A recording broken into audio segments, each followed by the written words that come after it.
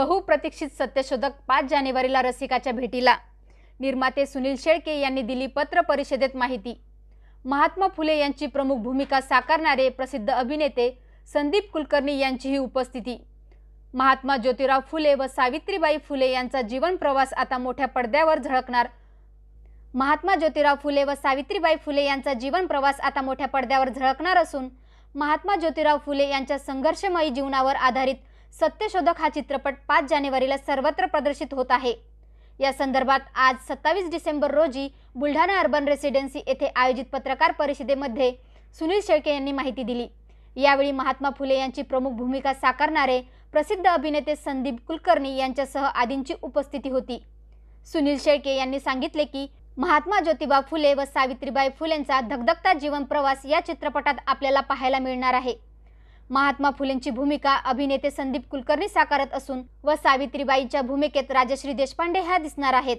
संदीप कुलकर्णी यांना याआधी डोंबिवली फास्ट व श्वास या 2 मराठी चित्रपटांसाठी 2 राष्ट्रीय पुरस्कार मिळालेले आहेत। हा चित्रपट प्रदर्शित होण्या अगोदरच या चित्रपटाला बेस्ट ऑटोबायोग्राफीचे 2 आंतरराष्ट्रीय पुरस्कार मिळाले व जर्मनीचा नामांकित बेस्ट डायरेक्टरचा पुरस्कार दिग्दर्शकाला मिळाला। असे बरेच पुरस्कार या सिनेमाला प्रदर्शनापूर्वीच मिळाले आहेत। निलेश जळमकर यांनी चित्रपटाची कथा लिहिली असून दिग्दर्शन सुद्धा केले आहे। समता फिल्म्स आणि Abita films productions private limited यांच्या वतीने संपूर्ण राज्यभरामध्ये दिनांक 5 जानेवारी 2024 रोजी सत्यशोधक हा चित्रपट प्रदर्शित होत आहे। राष्ट्रपिता ज्योतिबा फुले आणि सावित्रीबाई फुले यांच्या जीवनपटावर आधारित असलेला हा चित्रपट संपूर्ण राज्यामध्ये प्रदर्शित होत आहे। गेल्या 50 वर्षामध्ये प्रथमतःच महात्मा ज्योतिबा फुले आणि सावित्रीबाई फुले आपण मोठ्या पडद्यावर आणत आहोत। माझं सर्व प्रेक्षकांना आव्हान राहील की हा चित्रपटचा अनुभव घेण्यासाठी आपण सगळ्यांनी चित्रपटगृहामध्ये दिनांक 5 जानेवारी रोजी जावं, सहकुटुंब सहपरिवार हा चित्रपट पाहावा असं मी आपल्या माध्यमातून या ठिकाणी आवाहन करतो। अख्ख्या महाराष्ट्रामध्ये हा सिनेमा प्रदर्शित होतोय, तर आपल्या आपल्या गावांमध्ये आपल्या आपल्या शहरांमध्ये जाऊन सिनेमा बघा, आपल्या मित्रांना न्या, आपल्या नातेवाईकांना न्या। सिनेमा सत्यशोधक सिनेमा हा आता काळाची पण गरज आहे। ज्या पद्धतीने आपलं सगळं एक काय कन्फ्युजन लेवलवरती आलेलं आहे किंवा एक आपल्याला दिशा आता कदाचित कळत नाही किंवा दिशा पुसल्यात असं जे जाणवतंय सगळ्यांनाच, म्हणजे आपल्याला जे येणारं जे यंग जनरेशन आहे त्यांच्यामध्ये तर असं झालंय की इतकं सगळं ग्लोबली गोष्टी आल्या, टेक्नॉलॉजी वाढली आहे, पण माणसाचा एक मूलभूत विचार असतो, म्हणजे टेक्नॉलॉजीचा पण वापर कसा करावा, पैशाचा वापर कसा करावा, आपल्या जीवनाचा काय करावं, आपलं ध्येय काय किंवा आपण काय बदलू शकतो है ना, आपल्या स्वतःमध्ये, आपल्या कामामध्ये आणि त्याचबरोबर आपल्या देशामध्ये, राज्यामध्ये। तर हे सगळं ना कदाचित हे पर्स्पेक्टिव्ह, हे विचार ह्या सिनेमातनं लोकांना बघायला किंवा अनुभवायला मिळतं। कारण काय असतं की सिनेमा करताना आणखीन एक मोठा चॅलेंज असतो की तो नुसता उपदेश असता कामा नये, कारण नाही तर वाचनात खूप आहेत, पुस्तकं आहेत, वाचू शकतात, पण सिनेमा एक अनुभव देणारा पाहिजे आणि तो आम्ही प्रयत्न केलाय की लोकांना इमोशनली पण ते वाटलं पाहिजे। बरं, जो मुख्य प्रश्न आपल्या ह्या याच्यात निघाला नाही किंवा जो मला उत्तर द्यायला हवेल की त्या काळामध्ये त्या दोघांचं जे नातं होतं ते नातं आपल्याला फार कमी बघायला मिळतं। आपल्या इकडे आता सेपरेशन, डिव्होर्सेसचे केस एवढे वाढले, तर हे जेव्हा लक्षात येतं ना की माणसाकडे एक हेतू असेल आणि पर्पज असेल मोठा, तर मग सगळंच तुम्ही धरून असता। म्हणजे त्या दोघांमध्ये तर काय म्हणतात त्याला, 2 शरीर आणि 1 जीव असं त्यांचं नातं आहे त्या काळामध्ये। त्यामुळे एका अर्थाने त्यांची ती एक रोमॅन्टिक स्टोरी पण आहे त्या सगळ्या ह्याच्यामध्ये।